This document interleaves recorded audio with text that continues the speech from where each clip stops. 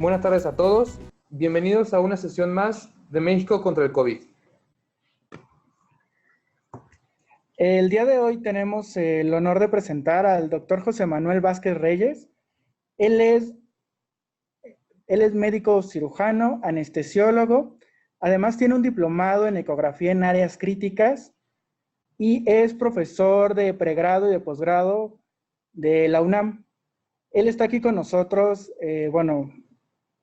para hablarnos de la seguridad en el ámbito de la odontología frente a la nueva normalidad. Doctor José Manuel Vázquez Reyes, le damos la bienvenida.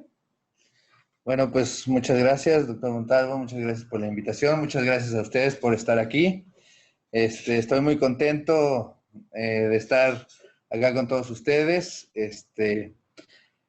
principalmente porque un día más significa que es un día más de que nuestras actividades y que nuestra protección personal y nuestro cuidado ha surgido o ha resultado beneficioso personalmente para nosotros y para nuestra familia, ¿no? Entonces, bajo ese sentido, quiere decir que las cosas se están haciendo bien, quiere decir que muchos de nosotros hemos podido pasar ya casi más de 3 meses con esta situación crítica, una situación que en diciembre no pensábamos pues tener, y que nos tuvimos que acostumbrar, nos tuvimos que fortalecer en todos los aspectos, física y mentalmente, para enfrentar esta situación. Entonces, pues muy contento de estar con ustedes. Aquí les dejo mi correo personal, mi número telefónico, y en redes sociales me pueden encontrar en Twitter, en Facebook como @educanestesia, que es un espacio para divulgación en educación en áreas críticas, en anestesia, en ultrasonografía, en diferentes ámbitos, ¿no? Y bueno, vamos a empezar. Pues aquí les muestro una imagen. Cada quien ya se ha hecho muy famoso el hecho de que en redes sociales todos pongan su imagen con el equipo de protección personal. Bueno, yo no lo he subido a redes sociales, pero aquí se los presento. Y es que al inicio de la pandemia, estas fueron unas imágenes tomadas por ahí de marzo, en la Facultad de Medicina y en el hospital.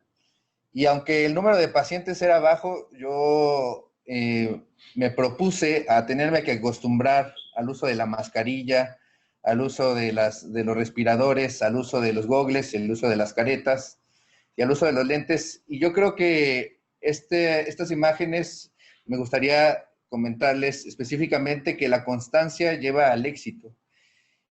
Y es que en cuestión de seguridad se debe de formar un hábito que posteriormente se reproduce a una acción que se vuelve normal, ¿no? Y eso es en sí mismo una nueva normalidad, ¿no? Es difícil para muchos de nosotros estar utilizando y soportar de 6 a 8 horas la mascarilla, el respirador, el N95, pero si nosotros empezamos a utilizarlo y lo usamos de manera cotidiana, pues podemos ir resolviendo algunos pequeños problemas o tropiezos, como el hecho de los gogles, que ahí se ven bastante empañados, pues ahora ya no se empañan tanto, la respiración se vuelve más tranquila. Entonces, ese es el mensaje que quiero dar con estas dos imágenes, ¿no? Que hay que ser constantes en la seguridad, que hay que adquirir hábitos personales que son muy importantes, y un punto bien importante, que esta nueva normalidad y este uso de estos equipos tal vez nunca debimos de dejarlos de utilizar. En el área de la anestesiología, de las áreas críticas y por supuesto de la odontología, tal vez siempre tuvimos que haber utilizado este tipo de protección, ¿no? El hecho de que si desde un inicio hubiéramos tenido ese hábito de creación del uso de este tipo de equipos, para el día de hoy sería mucho más sencillo para nosotros acostumbrarnos, ¿no? Y abro en lo general, pensando que tal vez algunos de ustedes están frente a COVID y ya se han acostumbrado, pero también algunos de ustedes profesionales del área de la salud tal vez apenas o recientemente se están incorporando, ¿no? Entonces, pues ese es el mensaje con esta imagen. Y bueno, pues aquí está la selfie, ¿verdad? Como todos, de un equipo de protección personal. Pero ustedes se podrán preguntar, ¿qué tenemos en común los odontólogos y los anestesiólogos, no? Bueno, independientemente de que en el área de la odontología ustedes llevan a cabo los procedimientos anestésicos, ambos trabajamos en la cavidad oral, en la vía aérea, que dicho sea de paso, es un área que tiene una gran cantidad de secreciones que son potencialmente secreciones que podrían llevar al contagio del profesional de la salud. Y es que nosotros desde el inicio de la pandemia, desde el inicio de la epidemia ya a nivel nacional, pues empezamos a utilizar los diferentes equipos de protección personal porque no sabíamos en qué momento se iba a disparar el número de pacientes y no sabíamos mucho de las cosas que posteriormente se fueron descubriendo y se fueron analizando y que lamentablemente también costaron la salud de muchos de nuestros compañeros, ¿no? Pero bueno, esto es algo que nos une, ¿no? Entre odontólogos y anestesiólogos. Nuestro trabajo es en la cavidad oral, en la vía respiratoria, y como tal, pues la producción de tanto secreciones como de tos, como las secreciones orofaringeas, pues están totalmente a la exposición en nuestro trabajo cotidiano, ¿no? Aquí les muestro un estimado del riesgo que se tiene para la infección de los diferentes tipos de procedimientos. Esto es para SARS en el año 2002, cuando fue el brote de SARS-CoV-1 ahora. Y dense cuenta que, por ejemplo, en nuestra área, que es la intubación endotraqueal, el riesgo aumentaba hasta 6.6, ¿no? La intubación traqueal, la succión de la intubación, la ventilación manual, o la generación de oxígeno con alto flujo. De cierta forma, en el ámbito también de la odontología se presentan cierto tipo de eventos en los cuales, por ejemplo, se puede producir, y esto lo mencionan muchos artículos específicos de odontología ya para COVID-19, la generación de tos, la generación de la manipulación de la vía aérea puede conllevar a la formación de diferentes secreciones que pueden potencialmente contaminar el área y pues por supuesto contagiar al personal de salud, ¿no? Esta es una gráfica lamentable, pero es una realidad, ¿no? Este es el número de personas, el porcentaje de profesionales de la salud que fallecieron en Italia. Y vean la situación preocupante. Dentistas 9.8, es una tasa muy alta, ¿no? Y habla de tal vez, no quiero decir de la falta de protección, sino tal vez la falta de conocimiento de la enfermedad en sí mismo, ¿no? Porque fue hasta posteriormente, varios meses después, que se empezó a ver que hasta 14 días había del periodo prepatogénico, que es antes de los signos, ¿no? Entonces, este periodo de incubación es un periodo muy, muy, muy peligroso. Y también los pacientes asintomáticos, que son diferentes el periodo prepatogénico, también es un punto muy importante a tener en consideración, porque, por ejemplo, en el área de la odontología, muchos de los pacientes que se tienen son jóvenes, ¿no? Y hemos visto que la mayoría de los jóvenes cursan como asintomáticos, en la mayoría de sus padecimientos, ¿no? Entonces tenemos aquí esta gráfica que nos muestra los porcentajes. Y bueno, hasta el día del corte del 8 de junio, pues vemos aquí la lamentable situación de las defunciones de los compañeros, tanto enfermeros como médicos, que no se sabe realmente si fue en el área laboral, ¿no? Pero pues vemos ahí que también figuran los compañeros odontólogos en el 1%, ¿no? Esto totalmente es lamentable, pero es importante tenerla en cuenta en la reapertura de las actividades, en la nueva normalidad, ¿no? Entonces, para atacar esta situación, quiero comentarles dos puntos. El primero es generar hábitos de seguridad personal, hábitos de seguridad para el paciente y hábitos de limpieza con nuestros mismos equipos de trabajo, ¿no? Estos 3 puntos nos van a posibilitar disminuir el riesgo de contagio para nosotros como personal de salud, ¿no? Y para ello hay que estar muy consciente de cómo es la forma de transmisión del virus de SARS-CoV-2.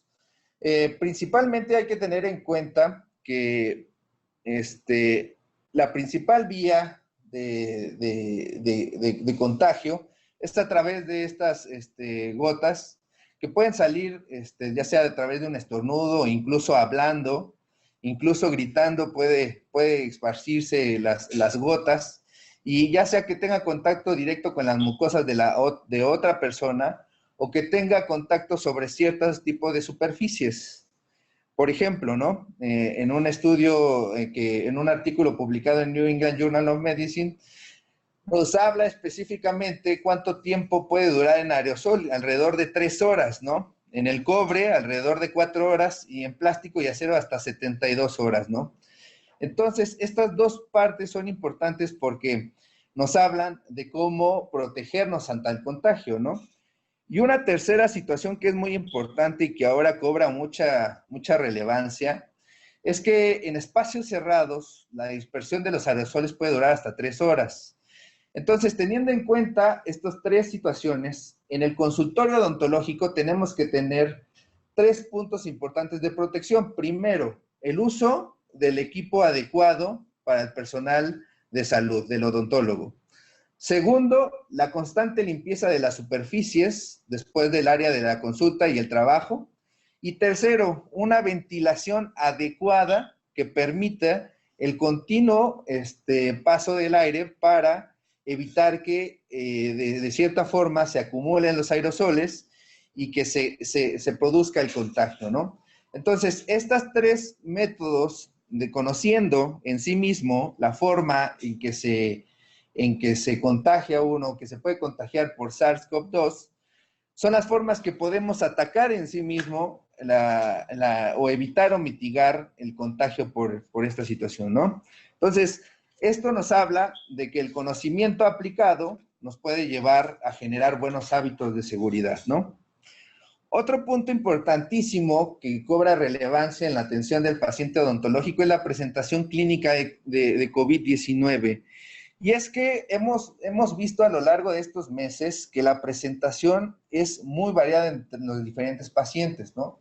Todavía al día de hoy cuesta mucho trabajo que los pacientes cuando nos llaman o nos hablan porque están preocupados porque tienen tal vez un poco de rinorrea, dolor de garganta, un poco de cefalea, febrícula, y nos preguntan, oye, ¿qué me puedo tomar? O, ¿tú crees que sea COVID? Y todavía lo dudan al día de hoy. Y cuando uno les dice es que es altamente probable que sea COVID, todavía siguen dudando, ¿no?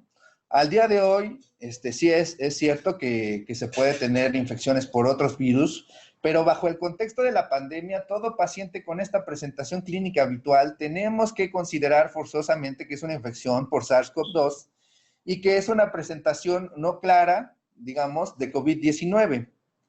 Entonces, en esta diapositiva del doctor Job Rodríguez, un amigo, colega intensivista de Querétaro, nos habla y nos pone muy en claro los datos clínicos. El 85% de los pacientes que tuvieron características clínicas que lo llevaron a la muerte inició con fiebre, tos y dificultad respiratoria.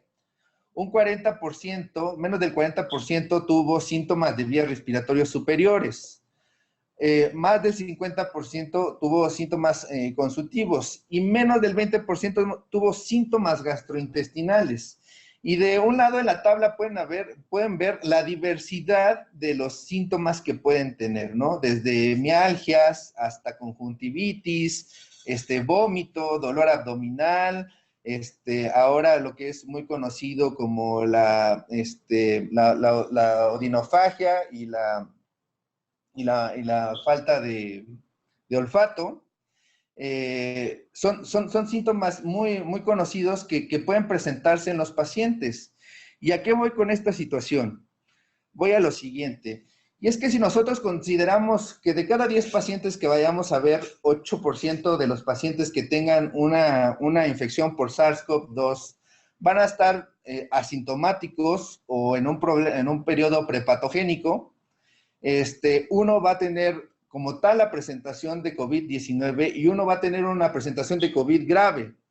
Entonces, si vemos en esta gráfica, todos los que vamos a observar en no síntomas y no síntomas y no síntomas, pueden pasar de 0 a 5 días sin este periodo estar potencialmente generando contagio a las personas que están aledañas a él. Es decir, que si un paciente que tiene un problema odontológico los visita y no presenta síntomas o es asintomático totalmente, puede estar desde 14 hasta 25 días con la posibilidad de generar contagio. Entonces, este es el principal problema que tenemos con este tipo de pacientes. En el ámbito de la anestesiología y de la cirugía es en sí mismo lo que más nos preocupa, porque todo este tipo de pacientes que están hospitalizados o que tienen sintomatología, gracias a la sintomatología podemos saber y identificar que tiene COVID-19, pero los demás no. Y ese es el gran problema, porque hoy en día a la mayoría de los hospitales a los que acudo para los procedimientos de anestesiología están solicitando pruebas de PCR y están solicitando muchos de ellos tomografía axial computadorizada. Sin embargo, si lo ponemos en el contexto real de un paciente que va a consulta de odontología y que va a pagar un procedimiento que le van a realizar, y si ustedes previamente le piden PCR y le piden TAC, pues muy probablemente va a ser un costo muy elevado y no va a ser potencialmente útil. Y nos tenemos que adaptar a esta nueva normalidad. Estoy hablando específicamente aquí, sobre todo de los consultorios que son privados, ¿no? Y que empiezan a tener otra vez actividad. Entonces, este es el punto más importante. Identificar a los no sintomáticos y las personas que son asintomáticos, ¿no? O sea, perdón, los que no tienen síntomas o que tienen un periodo prepatogénico o los que son asintomáticos, que generalmente los asintomáticos son jóvenes. Pero hoy en día, lamentablemente, si no es a través de una PCR, no tenemos otra forma de diagnosticar a este grupo de pacientes. Entonces, lo que hemos determinado la mayoría de los colegas que trabajamos en estas áreas, que trabajamos en hospitales, es que todo paciente es potencialmente portador de SARS-CoV-2 hasta no demostrar lo contrario. Entonces, nuestro actuar en el caso médico y en el caso de la odontología en sí mismo, tenemos que prepararnos bajo este concepto. Todo paciente es potencialmente portador de SARS-CoV-2 hasta no demostrar lo contrario. Y bajo esta situación, bajo este pensamiento, y teniendo en cuenta que un 30% de los pacientes no van a tener síntomas o van a estar en un periodo prepatogénico, tenemos que protegernos personalmente. Hay que adaptarnos a esta nueva normalidad porque aparentemente va a estar con nosotros este virus alrededor de 2 años. Entonces, lamentablemente, no nos vamos a quedar, no podemos quedarnos en nuestras casas, porque tenemos que seguir viendo a los pacientes, porque los pacientes reclaman también atención médica. Los pacientes que tienen algún problema odontológico o que tienen un problema quirúrgico y que son urgencias reales, no los podemos retrasar este tipo de procedimientos. Un paciente que tiene una infección periodontal, potencialmente, si aparte es diabético, puede generar un absceso de cuello y esto llevarlo a la muerte y tal vez nunca tuvo SARS-CoV-2, ¿no? Entonces, tenemos que brindarle la atención a los pacientes. Bajo esta situación y pensando en ello, tenemos que volvernos entonces en expertos en identificar a los pacientes que sí podemos identificar sin necesidad de hacer una prueba de PCR. ¿Y cómo se ha visto eso o cómo podemos verlo? O sea, nos tenemos que ser expertos en identificar a los que sí tienen sintomatología. Pues bueno, La primera parte es a través de un triage, y lo tomé de un artículo de la revista de la Asociación de Dentistas de México, en donde a través de un grupo de preguntas, pues nos puede dar una orientación eficaz de lo que puede guiarnos hacia SARS-CoV-2 o a COVID-19, mejor dicho. Entonces, la pregunta A dice, en este momento usted presenta fiebre, falta de aire, dolor de cabeza o ha tenido en los últimos 14 días. ¿Ha tenido usted algún problema respiratorio, incluyendo tos seca en los últimos 14 días? ¿Ha estado en contacto estrecho, y esto es una pregunta muy importante, con personas que presenten o que presentaban algún cuadro respiratorio en los últimos 14 días? ¿Usted o alguien en contacto directo con usted ha estado con alguna persona con COVID-19 confirmado a través de PCR, por supuesto? ¿O usted o alguien está en contacto directo con alguien que viajó? Por supuesto, esta última pregunta, bajo el contexto actual y bajo la etapa en la que estamos, pues ya cobra menos importancia dado el número de pacientes que tenemos, ¿no? Ya, por ejemplo, en la Ciudad de México o en las diferentes áreas, ¿no? Pero el hecho de que estas preguntas suenen muy básicas nos pueden hacer identificar a este tipo de pacientes. Ahora, el conocimiento de la variedad de los síntomas también es importante y relevante, porque hay pacientes que han llegado a quirófano por una probable apendicitis y resulta al final que la prueba salió positiva a SARS-CoV-2. Entonces, el dolor abdominal también se encuentra presente. La anosmia es otro signo, otro síntoma, perdón, que puede presentarse en los pacientes y que incluso los pacientes pueden tener solamente anosmia y tener a lo mejor un día solamente de febrícula y un día de artralgias y mialgias y posteriormente no presentar nada de síntomas.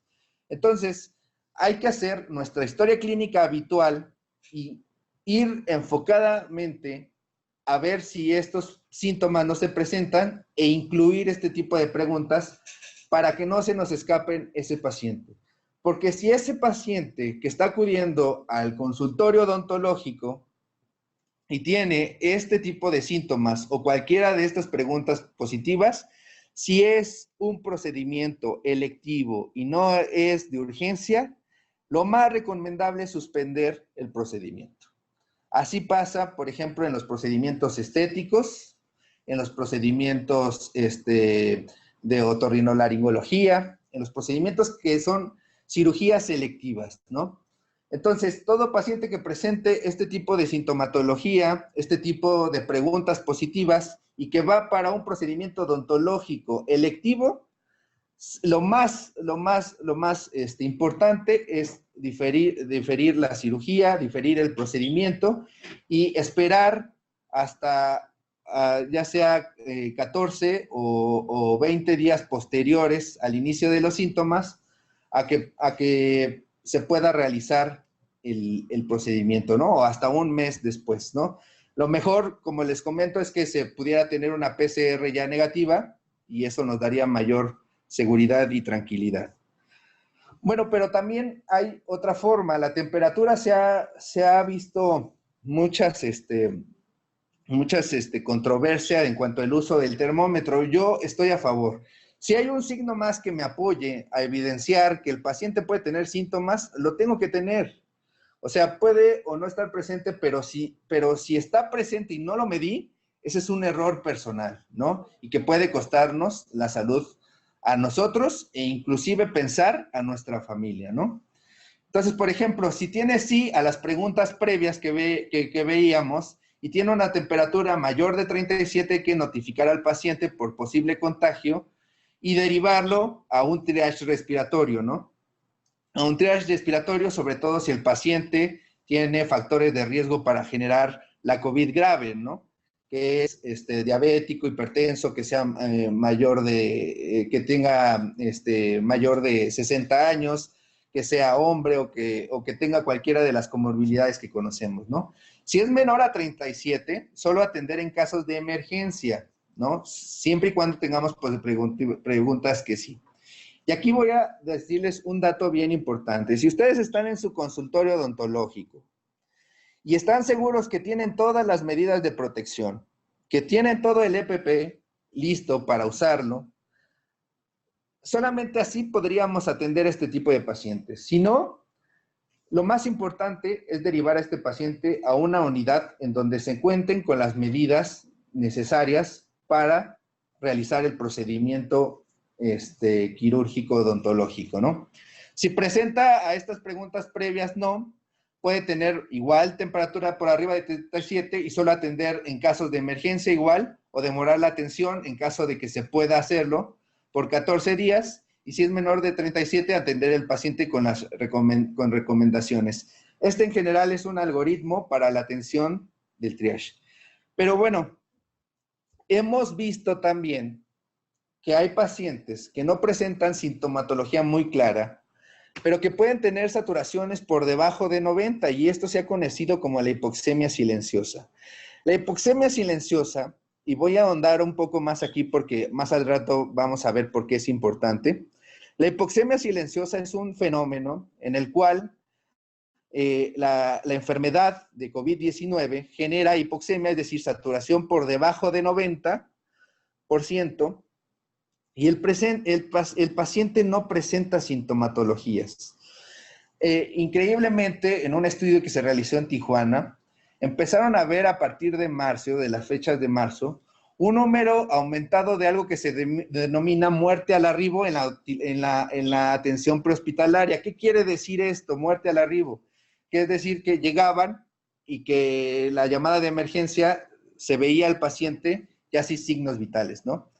Y curiosamente, en esa misma zona, donde se detectó que había pacientes que tenían muerte al arribo, en esa misma zona había un alto índice de contagio por SARS-CoV-2. Entonces, hoy en día es importante tener en cuenta que el pulso oxímetro se va a volver una herramienta fundamental en el cuidado de la casa, en el cuidado del hogar y en el cuidado de nuestras familias y en el cuidado de nuestra salud como personal de salud.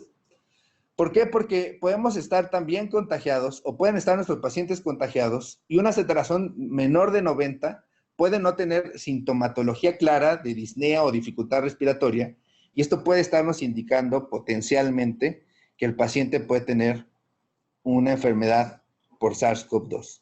Entonces, de aquí también se vuelve importante. Cuando yo he tenido la oportunidad de conversar con compañeros odontólogos y me dicen, ¿sabes qué? Pero el mismo pulsoxímetro se convierte también en un fomite, ¿no? El termómetro puede ser de distancia, pero el pulsoxímetro no. Entonces, yo lo que les digo, pues se puede resolver de una forma muy sencilla. Primero, el arribo del paciente, y ahorita vamos a ver cómo puede ser el protocolo. El uso de una solución alcoholada, utilizar el pulsoxímetro y posteriormente volver a utilizar la solución alcoholada para el paciente, ¿no? Y estar continuamente a través de los diferentes métodos, evitar el contagio o, mejor dicho, hacer la limpieza del pulsoxímetro. Aquí tenemos ya en general la forma en que tenemos que protegernos, ¿no? Entonces, para ser muy claros, un paciente que se atiende en odontología y teniendo en cuenta que todo paciente es potencialmente portador de SARS-CoV-2, mi recomendación personal sería que dentro del consultorio de odontología se tiene que tener todas estas medidas. El uso de una bata quirúrgica, el uso de una pijama quirúrgica, el uso de un N95, un respirador N95, los gogles, careta y guantes. De esta forma, podemos mitigar mucho el contagio personal o del personal de salud.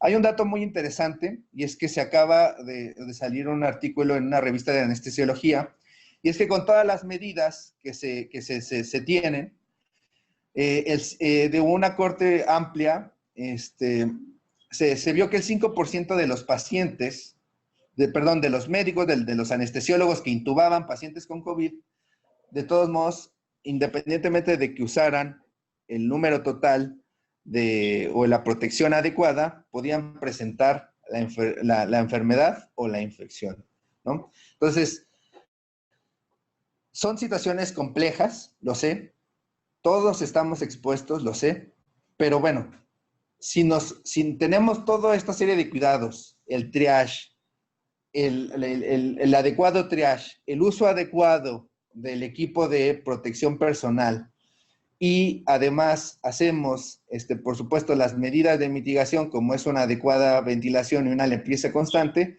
podemos todavía fortalecer más el cuidado personal. Por supuesto que también la desinfección de las áreas quirúrgicas y de las áreas de los consultorios es una situación importante. Esto hay que dejárselo a personal experto en el área y bueno, esta es una medida también que está muy aceptada. Bueno, para todos los compañeros odontólogos que estuvieron por un tiempo fuera de actividades, lo más importante es que ya conociendo lo previo, antes de regresar a la nueva normalidad, planifique. Una vez teniendo todo este conocimiento, tenemos que planificar nuestro regreso a la nueva normalidad. A nosotros como anestesiólogos lo fuimos haciendo de una forma casi al día, como iban aumentando el número de pacientes. Los compañeros que son personal de salud y apenas se van a reincorporar a las actividades, tienen que planificar muy bien, a través de todo este conocimiento, cómo regresar a esta nueva normalidad, ¿ok? Entonces, el conocimiento aunado con los buenos hábitos nos va a llevar a tener una mejoría en la atención de nuestros pacientes y mitigar el contagio personal. Aquí es el consultorio odontológico de una conocida mía, la doctora Larragoiti, a la cual le agradezco mucho la oportunidad de tomar una serie de fotos. Y miren, ella adaptó este cuestionario al ingreso, que les hace a sus pacientes y que una vez que tienen la cita con el paciente, llenan esto previo a la atención odontológica. Si se dan cuenta, en la otra foto hay, por supuesto, un dispositivo para mitigar, digamos así, el contagio entre el exterior, que es la sala de espera, y el interior. Y si se dan cuenta, pues en esta parte, bueno, no se observa bien, pero hay solución alcoholada y también hay Lysol, ¿no? Entonces, todo disponible para el paciente, ¿no?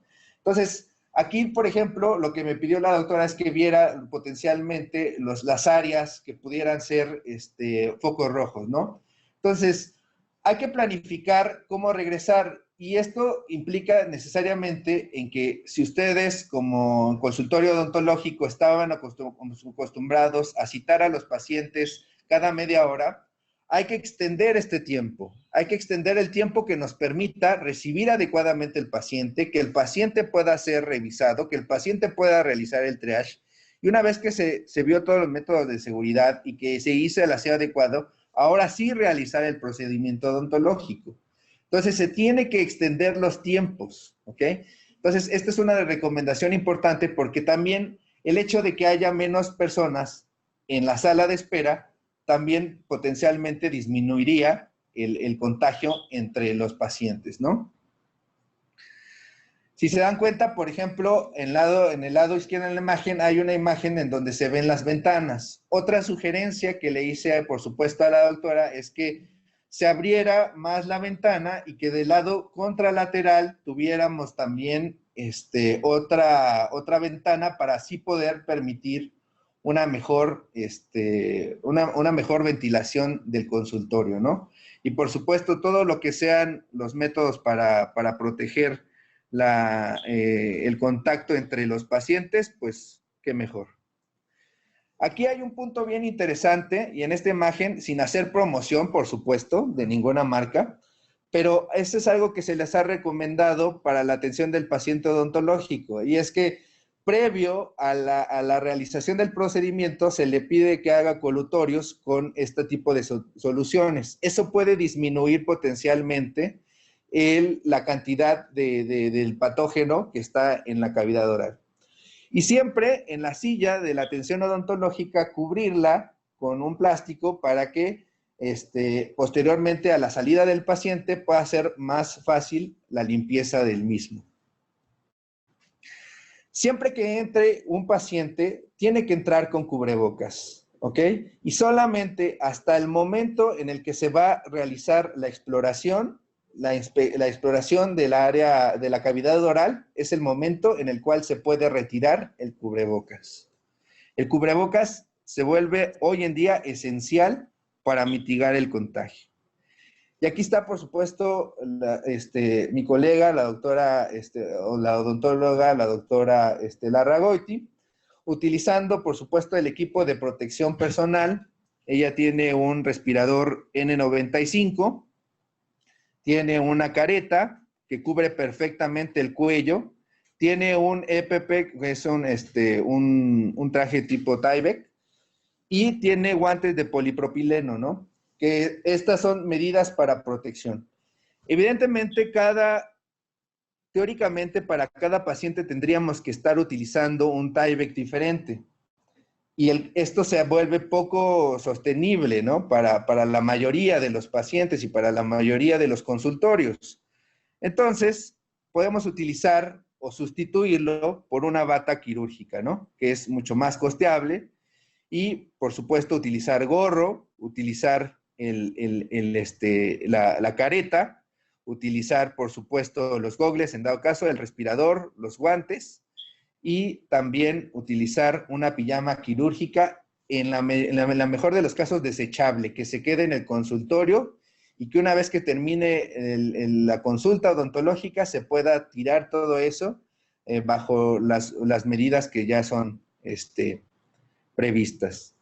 Bueno, pues hasta aquí más o menos hay que considerar todo eso. Hay que considerar que es un gasto mayor, hay que considerar que hay que aumentar los tiempos entre los pacientes, hay que considerar que tenemos que tener más estrategias, tal vez un rediseño, una reestructuración del espacio del consultorio, y que es totalmente aplicable para cualquier consultorio, no nada más del área de la odontología, sino también del área de la medicina general, en donde también, por ejemplo, podemos estar viendo pacientes sin SARS-CoV-2, pero también con pacientes con potencial contagio, ¿no?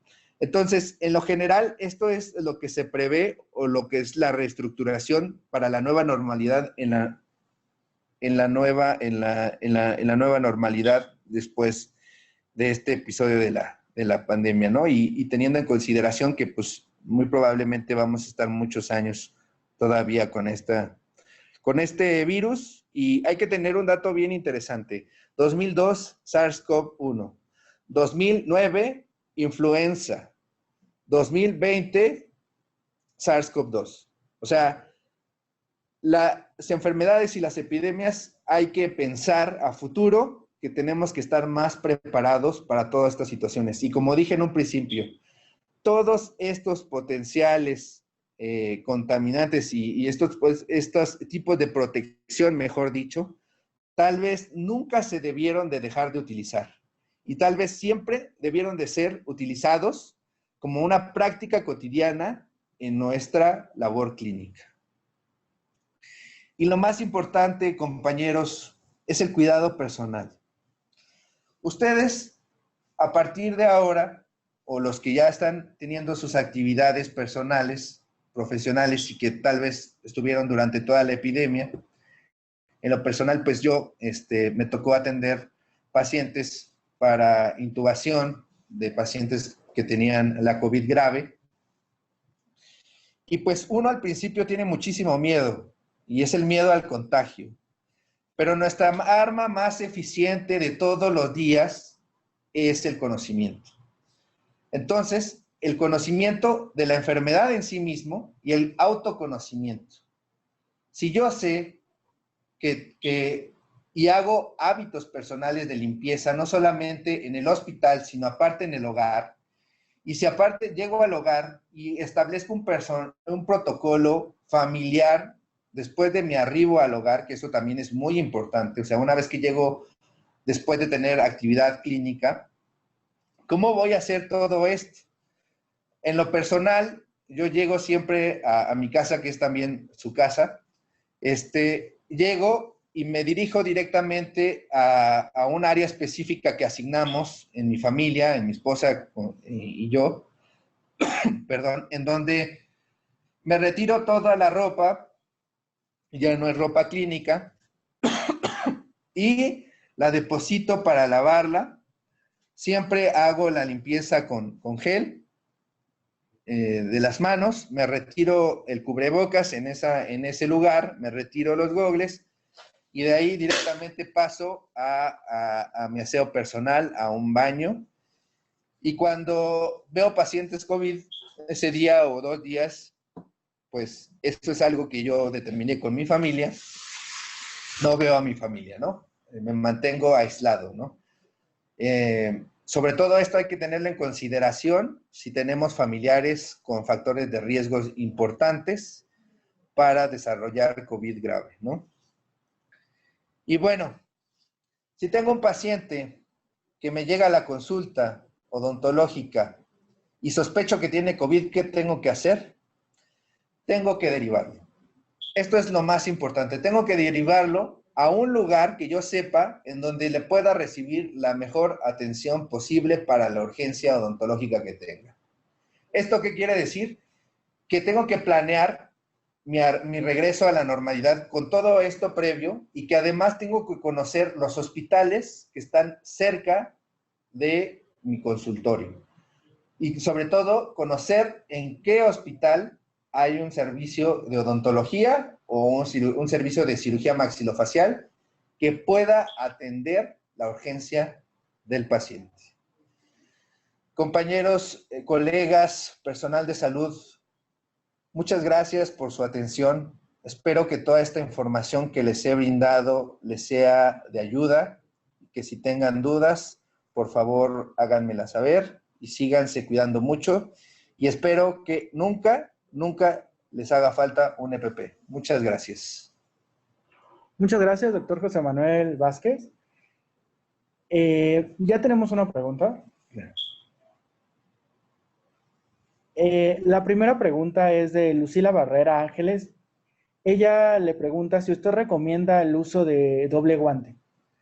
Doctora Lucila, muchas gracias por su pregunta. Sí, el guante de polipropileno es el guante que va abajo, digamos.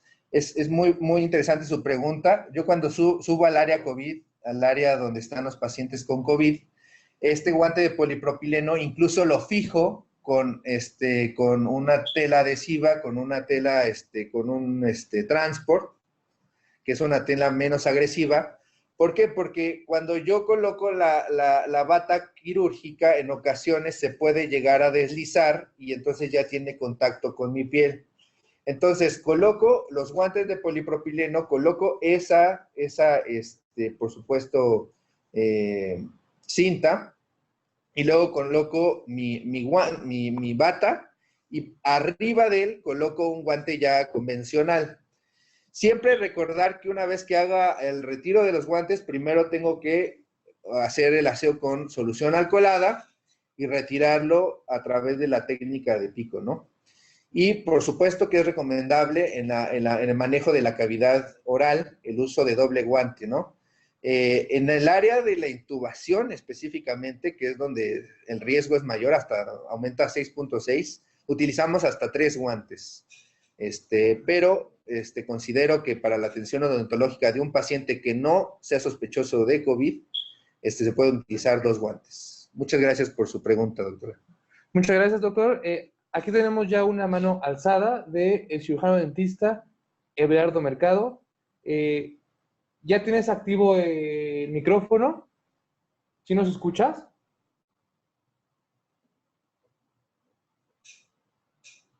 Doctor Mercado, muy buenas tardes. Mucho gusto. Sí, buenas tardes. Buenas tardes, ya lo escuchamos. Doctor Mercado, mucho gusto. Mucho gusto, doctor. Interesante la plática. Quería preguntarles a ustedes del uso del colutorio, como usted bien lo mencionó, pero de la iodopovidona.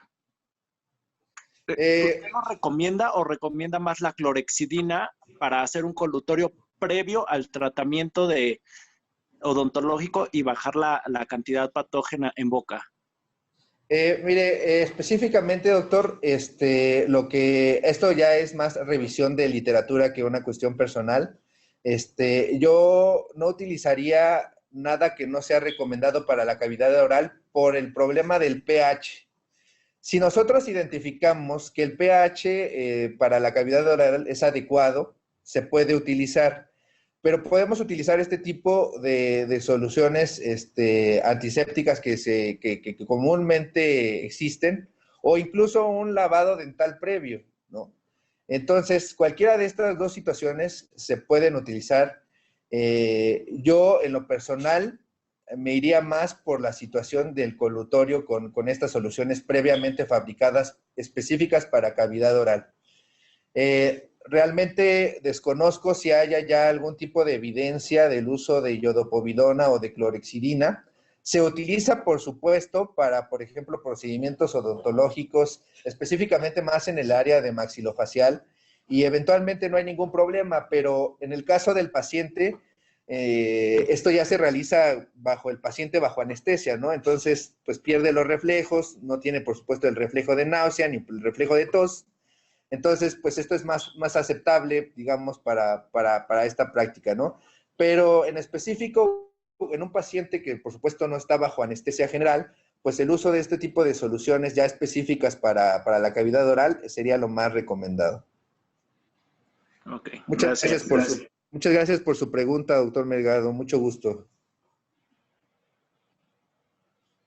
Muchas gracias, doctor. Aquí, tenemos otra mano alzada del usuario México, Sergio. Ya tienes activo tu micrófono, Sergio. Buenas tardes. Saludos, doctor Sergio. Hola, buenas tardes. ¿Sí me escuchan? Sí. Sí, lo escuchamos claramente. Hola, buenas tardes. Mire, quiero hacer una pregunta rápida. ¿Influye en la colocación y retiro de nuestro equipo de protección personal para elevar o disminuir nuestra bioseguridad en el área operatoria? Y si nos pudiera decir, ahora sí que se puede decir con pasos, lo ideal para la colocación y el retiro. Claro que sí, doctor. Muchas gracias por la pregunta, también muy interesante. Mire, lo que yo opino específicamente para el área del consultorio odontológico es que hay que asignar una área blanca y una área gris, ¿no?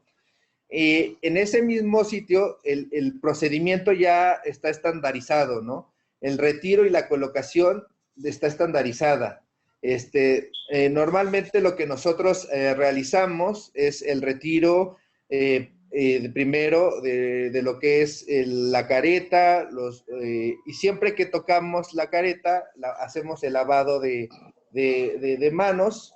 Una vez que hicimos el lavado de manos, hacemos el retiro de los gogles, hacemos otra vez aseo y retiramos ahora la pijama, siempre con mucha precaución.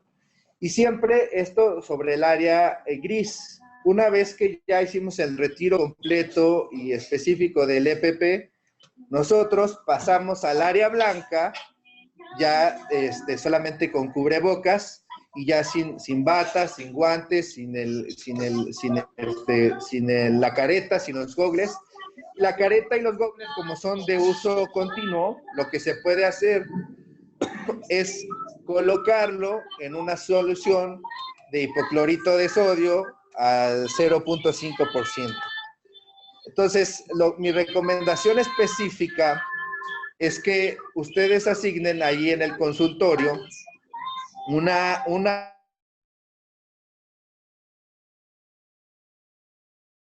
el retiro del EPP es muy importante. La colocación, por supuesto, es importante. Una adecuada colocación siempre acompañado de otra persona para que verifique que no haya zonas de exposición, de que se haga una correcta colocación, pero el retiro todavía es mucho más importante, ¿ok? Sobre todo cuando tenemos contacto con un paciente COVID. Hay que retirar paso por paso, todo muy lento, de manera que un segundo observador lo esté viendo también, por cualquier motivo en el cual sea que se rompa un guante o cualquier cosa que se nos haga saber inmediatamente para hacer un lavado de manos. Efectivamente, el uso adecuado del EPP nos va a ayudar mucho en la prevención de contagio en el área de la salud. No sé si contesté su pregunta o si tiene algún detalle más. No, esa era mi duda. Y otra que me surgió así con la explicación. ¿Cree que también sea lo ideal y básico a donde retiramos nuestro equipo de protección personal, que lo acondicionemos con se puede decir una bolsa roja para depositarla y un contenedor para que sigamos los protocolos de RPBI? Sí, totalmente de acuerdo. Los protocolos de RPBI se aplican igual en esta situación. Específicamente en el consultorio de odontología, si estamos viendo al paciente, entonces una vez que sale el paciente, lo que se hace es el retiro del segundo guante, el retiro de la bata, el retiro tal vez también podría ser adecuado de los gogles y de la careta, hacer la limpieza y limpiar el área. Y una vez que se haga todo ese aseo y que se tenga ya en una bolsa roja todo el material desechable y potencialmente contaminado, se cierre la bolsa, se haga otra vez el aseo de la región, es decir, jabón, uso de cloro.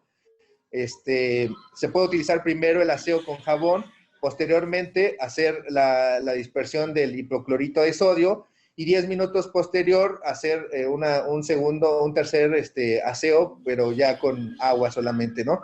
Y hasta que terminemos eso y hasta que pase el proceso de esterilización del equipo, podemos pasar al segundo paciente. Por eso es que yo digo que dependiendo del procedimiento quirúrgico que se realice o que se tenga el tiempo, hay que darle un tiempo suficiente, todavía mayor, para hacer todo este procedimiento, ¿no? Por eso hay que hacer un regreso a la normalidad muy espaciado con los pacientes entre uno y otro con un tiempo considerable para que nos alcance perfectamente el tiempo para realizar todo este procedimiento que es vital para la protección tanto del personal de salud, tanto como para el paciente. Ok, muchas gracias. Y una última duda que me surgió. En la zona operatoria, cuando utilizamos, que le nombramos la pieza de alta o pieza de baja, ¿qué al área alrededor, qué tanto podría alcanzar las gotas flush alrededor de nuestra zona operatoria? Es hasta de 15 metros se puede llegar. O sea, hay que considerar que la zona quirúrgica es potencialmente contaminable. Es mucha el área, perdón. Entonces, por eso les comento que se tiene que tener una ventilación adecuada y sobre todo una vez que el paciente sale a hacer el aseo y la limpieza de todas las regiones, ¿no? O sea, si tenemos cerca una mesa en donde normalmente hacemos la consulta del paciente, en esa región hacer la limpieza y el aseo, ¿no? Entonces, eso es lo que tenemos que hacer. Por eso hay que tener en consideración que el tiempo que se pueda hacer entre paciente y paciente debe de ser un tiempo amplio, ¿no? Miren, yo específicamente entiendo la situación de muchos compañeros, específicamente del área quirúrgica. Muchos de nuestros cirujanos no quieren operar, otros sí quieren estar operando. Aquí también es una decisión personal. Si yo considero que no voy a estar tranquilo y no voy a poder hacer mi trabajo de forma adecuada, mejor continúo en espera de la disminución de la curva, ¿no? epidemiológica. Si considero que puedo tener la suficiente fuerza, resiliencia, y que puedo utilizar el conocimiento a favor personal, pues hago todas estas medidas y me esfuerzo para que pueda hacer el aseo de la región, el aseo del consultorio y evite así o mitigue el contagio. Esa sería mi respuesta, doctor. Muchas gracias.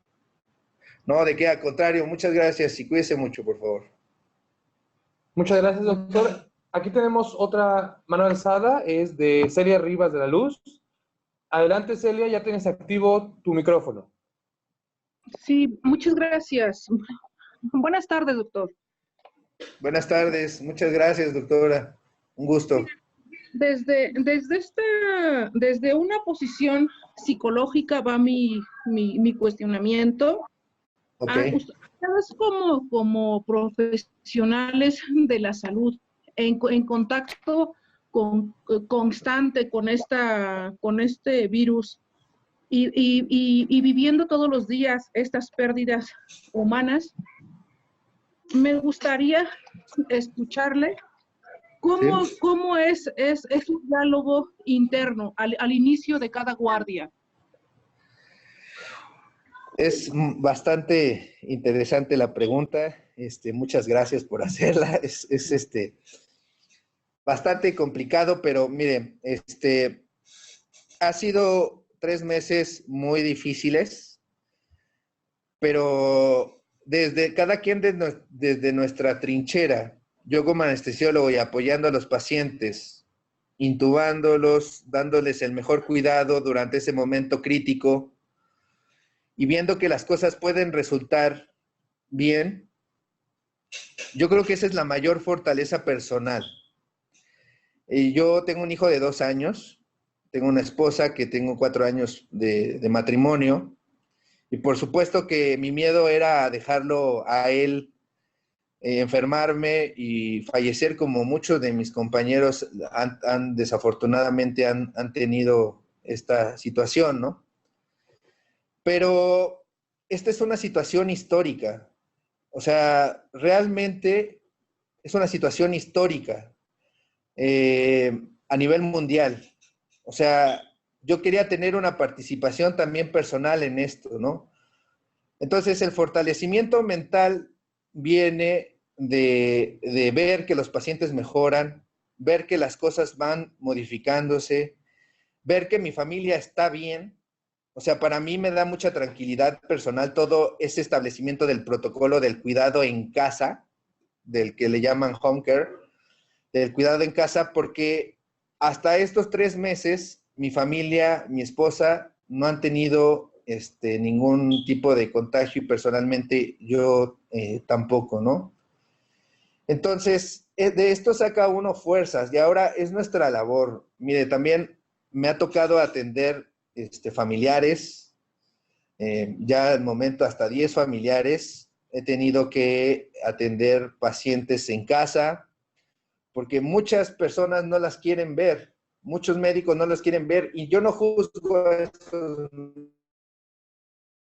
médicos. Por eso digo, o sea, no, esto también no es de valientes, ¿ok? No es una cuestión de gente valiente, no es una cuestión de yo sí puedo, tú no puedes, no. Si yo no estoy preparado mentalmente, me tengo que hacer un lado y aceptar esta situación, ¿no?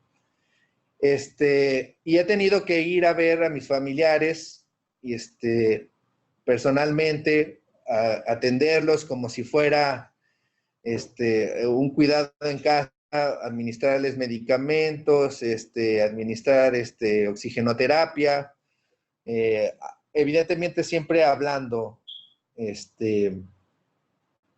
con la verdad, ¿no? A los familiares. Afortunadamente, hasta el día de hoy, todo lo que ha pasado ha sido para beneficio de los familiares, de los pacientes que he tenido. Y no se crea, yo creo que al final de esto, si es que tiene un final, habría que tener un apoyo psicológico, hablarlo.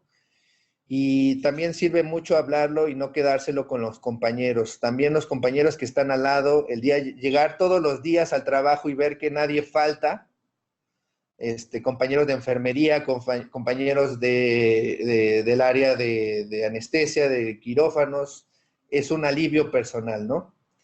Entonces, personalmente yo creo que por el momento no he tenido que tener una intervención específicamente por COVID, o sea, el burnout por COVID.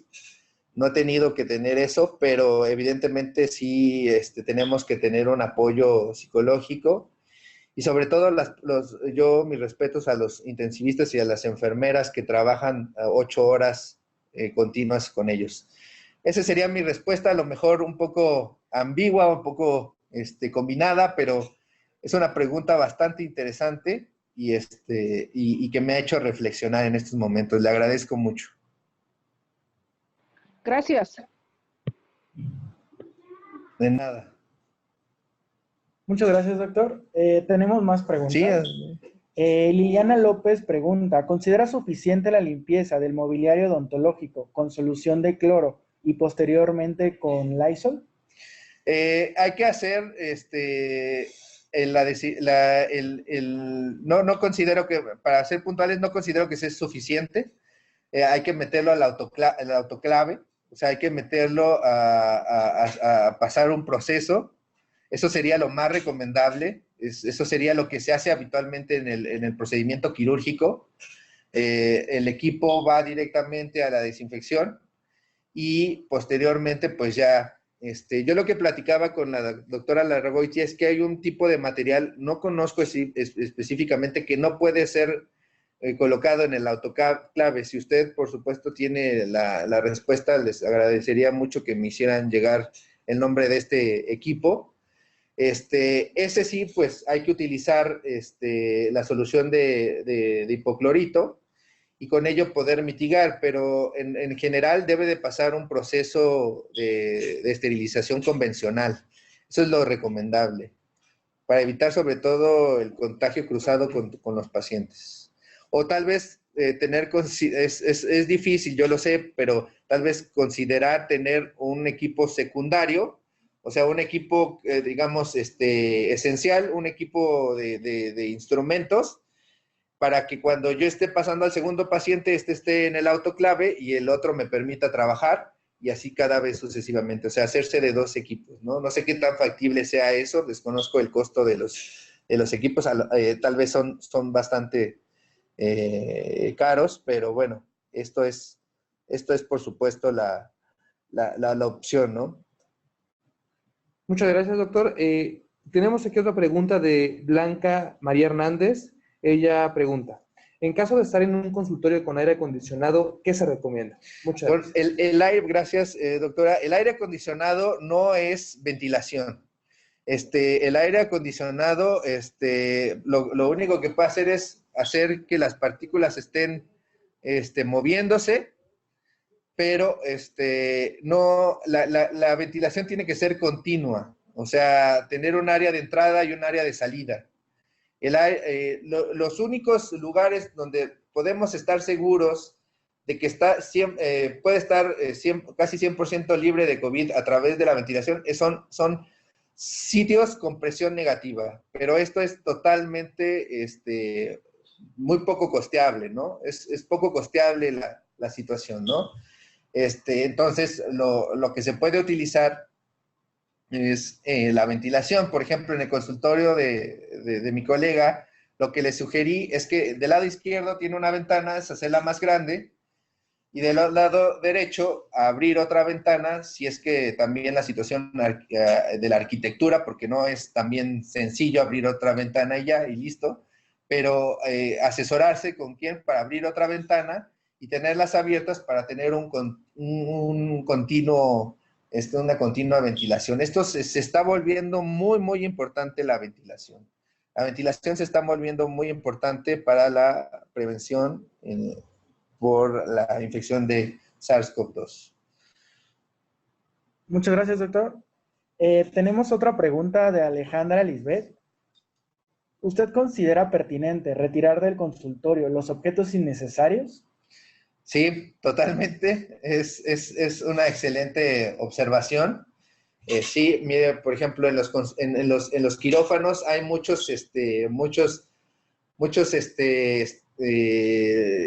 generalmente, dependiendo del tipo de quirófano, había establecido, por ejemplo, equipos de ortopedia específicos, en algunos de otorrino hay equipos específicos. Retirarlo es importante. Cuando se tiene un paciente con COVID confirmado, se tiene que pasar a un quirófano asignado específicamente. Por eso les comento, si tienen alta sospecha de un paciente con COVID, hay que referirlo a un hospital.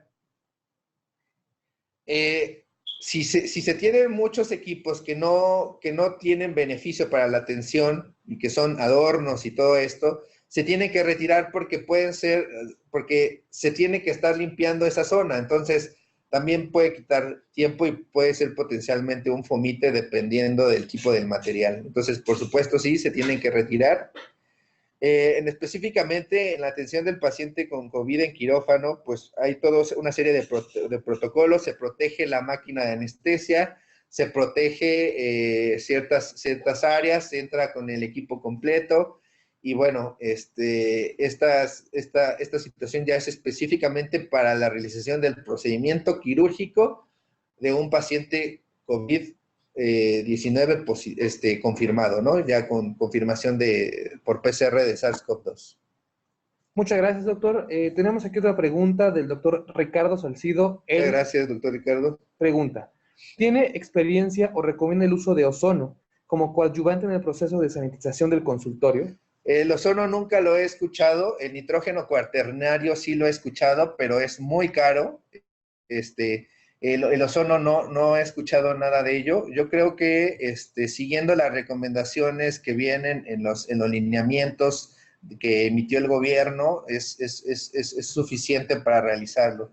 El aseo con jabón, recordar que el jabón emulsifica la capa lipídica del virus y lo desactiva. Entonces, esa es una parte importante. Secundario a ello, el uso del hipoclorito de sodio al 0.5% y posteriormente la limpieza ya o el enjuagar, dejar un tiempo de 10 minutos y posteriormente utilizar una agua para la desinfección. No había escuchado del ozono, he escuchado del amono cuaternario, he escuchado de estas tiendas que se utilizan, pero tampoco no son recomendables porque pueden generar aerosoles. Ahora, yo sí les recomiendo que si quieren sanitizar el área, su quirófano, se puede hacer cada 15 días, es lo recomendado. Y, por supuesto, esta recomendación hay que hacerla, o esta situación hay que hacerla con un profesional en el área, ¿no? El uso de estos materiales los tiene que hacer un profesional que sepa y, por supuesto, utilizando compuestos que sean no tóxicos para ni el paciente ni el personal de salud, ¿no? Muchas gracias, doctor Vázquez. Tenemos otra pregunta de Fernando Gutiérrez. Él cuenta lo siguiente. Hace unos días, un odontólogo se negó a atender a una enfermera que al contestar las preguntas del triage, dijo que tenía contacto con pacientes COVID y fue muy atacado en redes sociales. E incluso mencionaron que podrían demandarle. La pregunta es, ¿sabe usted si tenemos algún derecho de reservarnos a atender o no pacientes? Es muy interesante la pregunta.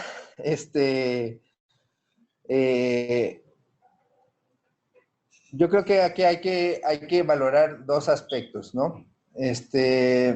Tanto el derecho del médico como el derecho del paciente, ¿no? O sea, si yo pongo en claro y hablo claramente con el paciente, o sea, hago una relación médico-paciente, odontólogo-paciente adecuado, y hablo porque no puedo atender a un paciente que es potencialmente portador de SARS-CoV-2 porque puedo contagiar a otros, yo creo que no habría ningún problema, pero todo está en la forma del decir, está el dar. Si yo niego y niego de una forma discriminatoria la atención, de una forma poco ética, pues por supuesto que puede haber una actitud contraproducente de parte del paciente y por supuesto que es esperado. Pero aquí nos remontamos a los principios de la práctica médica y de la práctica odontológica, que es la relación médico-paciente. Si yo establezco adecuadamente esta situación previamente a la enfermera y hablo directamente con ello, pues se puede dar un mejor término y mejor derivarlo tal vez a un hospital. La otra cosa la otra cosa muy práctica es solicitarle que se haga la prueba de PCR como se hace en la cirugía habitual. Hoy en día en cierto tipo de hospitales, sobre todo para hospitales particulares, se les pide prueba de PCR. Si sale negativa, el paciente entra. Ahora, mucho cuidado. A mí me ha tocado ver pacientes con TACs que tienen un CORATS de 4, por ejemplo, o sea, que significa que tiene lesiones sugerentes, de infección de SARS-CoV-2 y que potencialmente están asintomáticos y que tienen una prueba negativa. Son los menos, pero esto se puede utilizar para mayor tranquilidad. Entonces, por parte del odontólogo, yo le diría que a este tipo de pacientes hay que establecer una adecuada relación médico-paciente. Y segundo, si yo quiero evitar, pues le pido una prueba de PCR y solamente si tiene la prueba de PCR lo atiendo, ¿no? También esta situación, pues es una situación que se está dando, ajustarse a la nueva normalidad.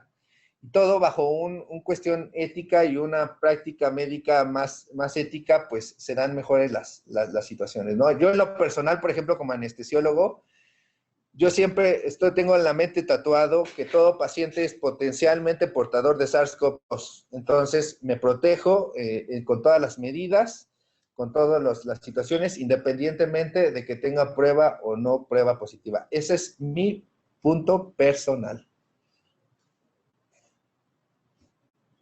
Muchas gracias por la pregunta, muy interesante. Muchas gracias, doctor. Aquí tenemos otra pregunta de Angélica Yanel. Ella pregunta, ¿cuánto tiempo hay que esperar entre paciente y paciente? Recuerde que usamos aerosoles. Sí, entre paciente y paciente, lo más importante es que se haga el aseo. O sea, yo creo que entre paciente y paciente el tiempo que termine de hacerse la limpieza correspondiente, posteriormente el tiempo que derive la esterilización del equipo y el tiempo de los aerosoles. Esto por supuesto, en ciertas simulaciones se ha visto que alrededor de 20 minutos a 30 es lo que puede estar durando, de 10 a 20, perdón, pues es lo que está durando en el ambiente. Entonces, mantener la ventilación constante nos asegura que pueda tener, yo creo que un tiempo considerable es el hecho de que yo haga el aseo de la región, mantengo la ventilación continua y espero la esterilización de mi equipo. Eso haría más o menos un promedio entre 30 a 40 minutos, ¿no? Entonces, por eso les comentaba que hay que hacer un retorno a las actividades muy, muy planificado, ¿no? Para brindar mejor atención y una seguridad siempre personal y para nuestros pacientes. Muchas gracias, doctor José Manuel. Tenemos otra pregunta de Blanca Erlinda. Ella pregunta, en un área de ultrasonido con aire acondicionado, ¿qué medidas usted recomienda se deben tomar? Pues principalmente, es muy interesante la pregunta, gracias doctora, en el área del ultrasonido. Ahí, por ejemplo, la medida más importante es que el paciente traiga cubrebocas, ¿no?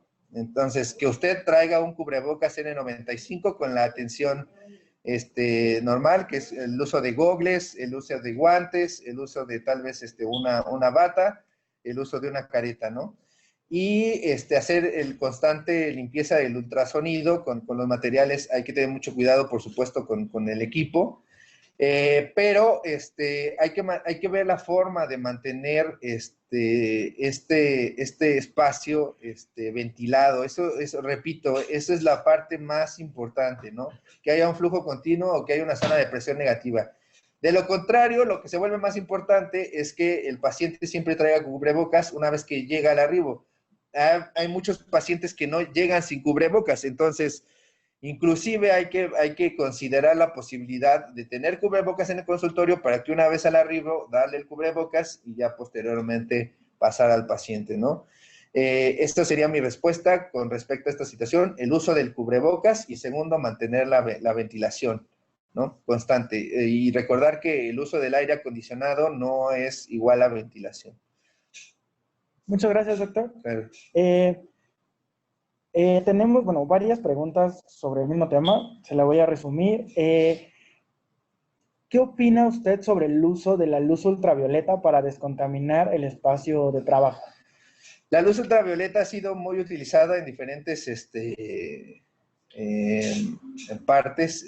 Por ejemplo, he tenido más que nada situaciones de experiencia, no he leído concretamente, pero por ejemplo, en un hospital promocionan mucho el uso de la luz ultravioleta. Sí es potencialmente útil, pero en mi experiencia, bueno, eso sí ya es no como tal con evidencia, sino con lo que yo he visto, es que es suficiente el uso de la limpieza con los desinfectantes normales. Yo creo que el uso de una luz ultravioleta es mucho más caro que estar comprando batas, que estar comprando N95, que estar comprando, por supuesto, una careta, y sale mucho más barato comprarse unas 20 N95 que, por supuesto, hacer la renta de estos equipos, ¿no? Que, dicho sea de paso, pues son costosos. Y pues el cloro es muy económico, entonces hay que utilizarlo, ¿no? Entonces, y el jabón también es muy económico, entonces hay que utilizar los métodos convencionales y los que están, por supuesto, en los lineamientos. O sea, a mí me ha ayudado mucho los lineamientos que vienen, por supuesto, en la página del IMSS. Las capacitaciones son muy buenas también.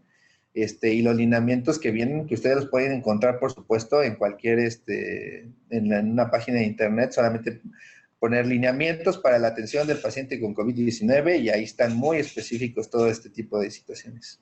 Muchas gracias, doctor. Tenemos otra pregunta. FOA pregunta, me gustaría saber qué opina de la vaporización con sales cuaternarias. Sí, este tipo de métodos se han hecho muy famosos en diferentes áreas, sobre todo en el área de, por ejemplo, de la medicina laboral, en donde algunos, a la entrada de la fábrica ponen este tipo de instrumentos. Por supuesto, hay que tener una situación en consideración. El uso de este tipo de equipos potencialmente puede mantener el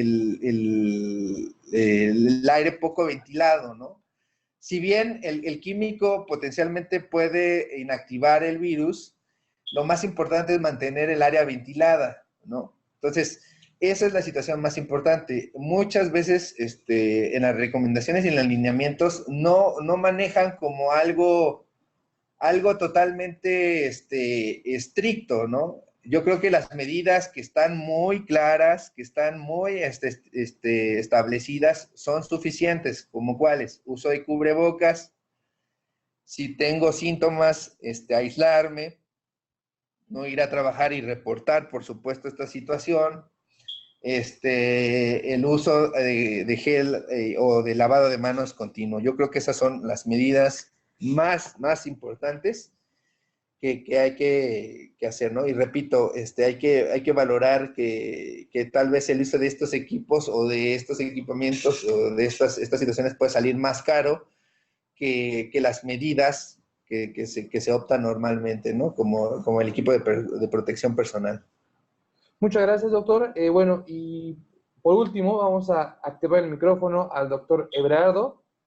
Adelante, doctor, con su pregunta o su comentario. Mucho gusto. Sí, buenas tardes nuevamente. Doctor, quiero saber su opinión muy personal de las mamparas de acrílico que se están usando en odontología. Claro. Lo que pasa es que a nosotros, de por sí, la ergonomía que nosotros manejamos en consulta es no la más sana, no es la más correcta. Y ahora con el regreso a la nueva normalidad, vamos a usar, bueno, en lo personal, diques de hule y grapas para aislar y dedicarnos únicamente a la pieza dental laboral. pero si a eso le unamos o le añadimos la mampara de acrílico, quiero saber su opinión personal, si es meramente mercadotecnia, marketing, o realmente bajan el consumo, la producción de aerosoles que nosotros generamos. Es muy interesante su pregunta y lo voy a ejemplificar con algo que pasó en anestesia. En anestesia se hizo casi obligatorio el uso de algo que le llamaban iBox, o box, que es una caja de acrílico, como usted comenta, para disminuir o mitigar. ¿Qué pasaba con esta caja? Bueno, pues el problema es que muchas veces con pacientes con vía aérea difícil y dificultad para intubar, pues era más estorboso la realización. Evidentemente, cuando estamos intubando a un paciente, es genera menos aerosoles cuando está totalmente ya en relajación, excepto cuando estamos ventilando. Yo considero, en mi opinión personal, bajo este tema, es que, por ejemplo, el box ya no me es útil. Actualmente solamente lo uso porque en el hospital donde estoy es obligatorio. Pero yo en mi práctica cotidiana en otro hospital donde me ha tocado intubar pacientes con COVID o en la práctica anestésica convencional, no utilizo esta caja de acrílico porque en sí mismo solamente, como bien dice usted, estorba un poco más, de por sí ya se dificulta la visibilidad con el uso de los gogles, con el uso de la careta, con el uso del equipo que además hace sudar uno y se empañan, y aparte el acrílico, yo personalmente lo desecharía. Y lo más importante es todas las medidas previas de mitigación.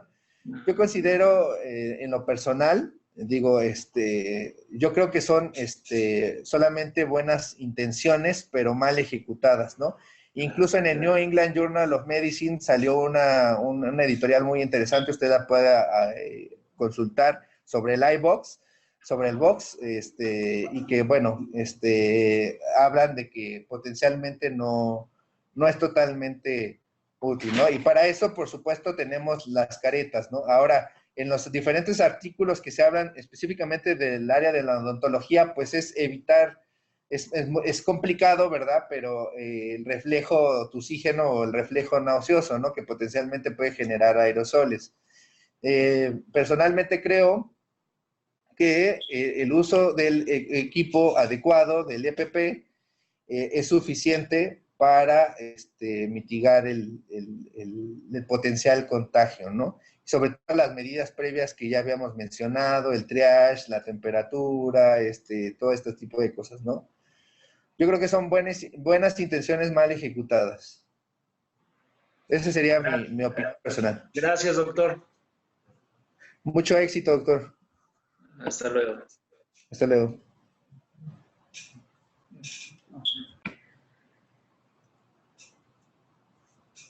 Bien, doctor, pues parece que ya no hay más preguntas. Pues no queda más que agradecerle. Muchas gracias, doctor José Manuel Vázquez Reyes, por aceptar la invitación. Para el INSABI es un gran honor tenerlo como ponente de nuestra capacitación. Como se puede dar cuenta, bueno, despertó el interés de toda nuestra audiencia. Muchísimas preguntas. Le agradecemos responder a cada una de ellas. Gracias. Esperamos seguir contando con usted en futuros proyectos. Le hacemos entrega de un agradecimiento por estar aquí con nosotros. Muchas gracias. Y no sé si usted quisiera decir algo a nuestra audiencia que nos está escuchando en toda la República. Sí, bueno, pues, colegas, estimados colegas, compañeros del área de la salud, nos tocó un momento histórico, difícil, complejo, pero, que yo creo que va a terminar generando más satisfacciones que problemas personales. Se han ido muchas personas, han fallecido muchos compañeros, lamentable todas estas situaciones, pero si no somos nosotros, ¿quién va a ser, no? Entonces, hay que protegernos, hay que cuidarnos entre nosotros, hay que estar en constante capacitación. De esta forma los felicito que estén aquí. Y pues bueno, les deseo el mayor de los éxitos. Estoy con ustedes por redes sociales. Les repito, @educanestesia, ahí me pueden mandar mensajes personales o cualquier tipo de comentario. Les dejo mi teléfono también para que personal, por si quieren hacer una pregunta, una consulta, mi correo también. Sepan que no están solos, está por supuesto el INSABI con todas estas capacitaciones, el trabajo de los doctores que ha sido muy importante, y por supuesto que si hay oportunidad estaré aquí con ustedes apoyándolos. Para mí es un honor también estar aquí, apoyar a mis compañeros y ofrecerle algo de lo mucho que he tenido y de lo mucho que afortunadamente se me ha dado en mi profesión. Y pues mucha fuerza, compañeros, y que nunca les falte un EPP.